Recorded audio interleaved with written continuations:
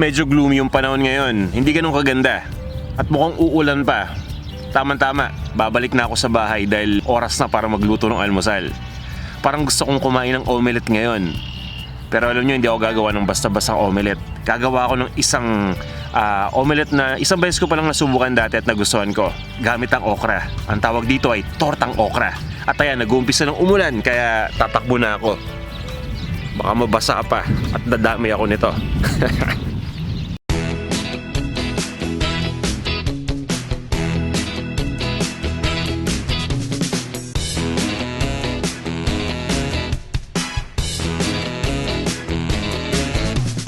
Napakasimple lang ng mga ingredients nito, kaya ihanda na natin.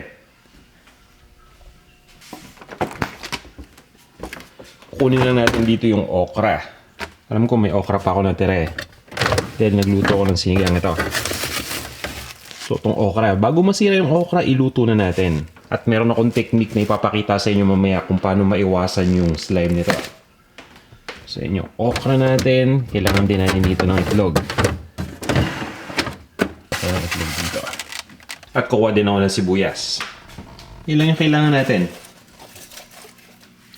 Sibuyas na pula, okra, at itlog.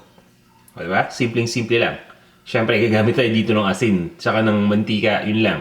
Okra, itlog, sibuyas, asin, at mantika. 5 ingredients. Tara, umpisahan na natin to. So, inugasan lang muna natin itong okra. At hiwain lang natin. Crosswise lang yung paghiwa dito. Para dun sa mga nagmamadali na ayaw na makita ko paano yung ginagawa, mag-skip lang kayo. Dumiretso na kayo dun sa part kung saan tayo nagluluto. I-fast forward nyo na lang. Okay?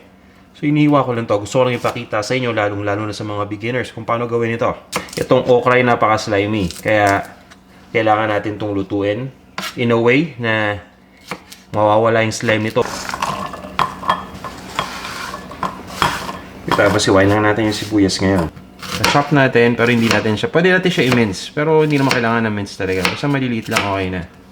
So, ayan, diba? Ganyan lang, oh. Maliliit lang na cubes. Ayan, tutuloy lang natin yung ganyan. Pagkatapos, iluto muna natin itong okra, pati itong sibuyas.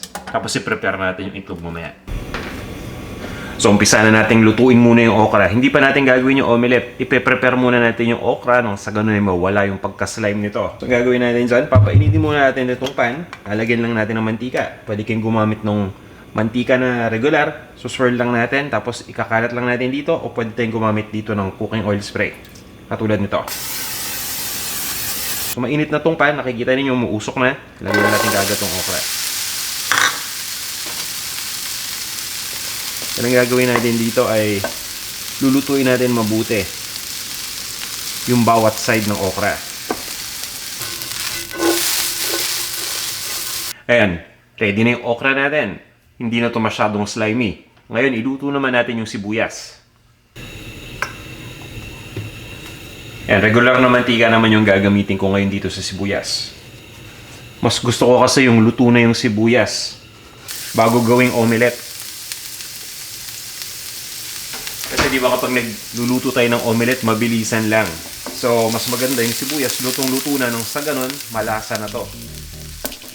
Medyo tumatamis ng sibuyas kasi habang ginigisa natin at yun yung gusto nating lasa na malagay dun sa omelette. Kaya ginagawa natin ito.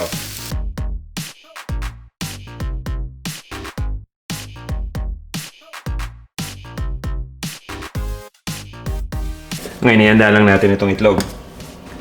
Meron akong 4 na peraso ditong itlog. Ibibit lang natin o babatihin lang. At lalagyan lang natin ito ng asin.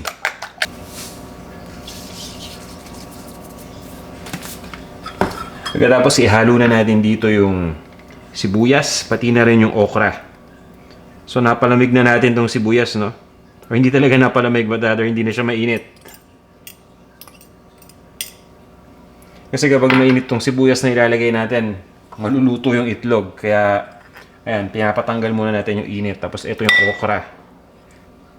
Ayan, pansinin nyo yung okra, medyo tuyo. So hindi siya slimy. Hahaluin lang natin. At yan na, ready na. Lulutuin natin ito dun sa pan kung saan natin niluto yung sibuyas at yung okra kanina. So guys, maglalagay na tayo ng mantika dito sa pan. Ito yung pinagprituan natin kanina. So yun pa rin. Painitin lang natin to. Pagkatapos maglalagay lang tayo ng mixture dito ng ating omelette. So nagsandok lang ako dito sa isang ladle.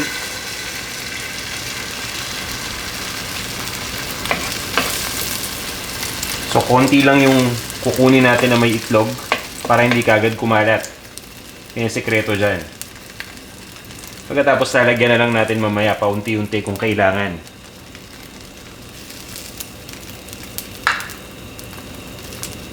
So pabayaan muna natin maluto yung isang side pagkatapos babalik natin yung maya-maya. Pwede natin dagdagan dito ng extra pa na itlog. Tapos yung mga sumusobra, tutulak na lang natin papasok. Yan. Ngayon ibabaliktad lang natin ito. Kuha ako dito ng spatula na medyo manipis para madaling sungkitin.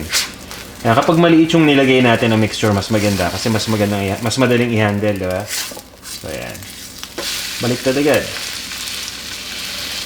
Oops, may isang tumalsik. So, pasok natin. Pwede pa yan. So, yung gagawin natin doon, ipipress lang natin ng konti. Tapos tuloy lang natin yung pagluto dito. At gagawin natin yung same procedure dun pa sa ibang mixture na natira. Sa puntong ito, ready na tayo. Kunin na natin tong ating tortang okra. Lalagay lang natin dito sa isang plato. Hindi na dumikit yung kanina, no? Tabi na natin, parga. Pero ito na yun. So, ubusin ko lang yung ating mixture.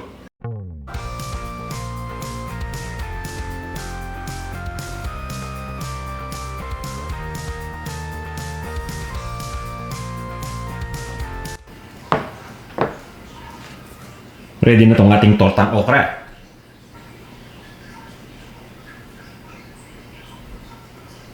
Ngayon, oras na para tikman natin ito. Guys, bagong lahat, babatiin ko muna yung mga regular na nagko-comment sa atin dito sa YouTube. Bill Fernandez ng United Arab Emirates, kamusta? Pati na rin si Miss Marg Siang.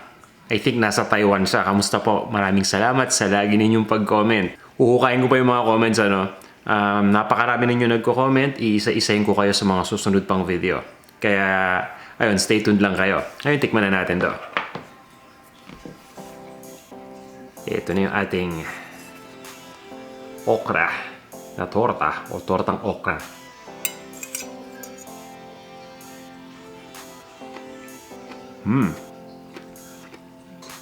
Narinig nyo yan? Crisp pa siya.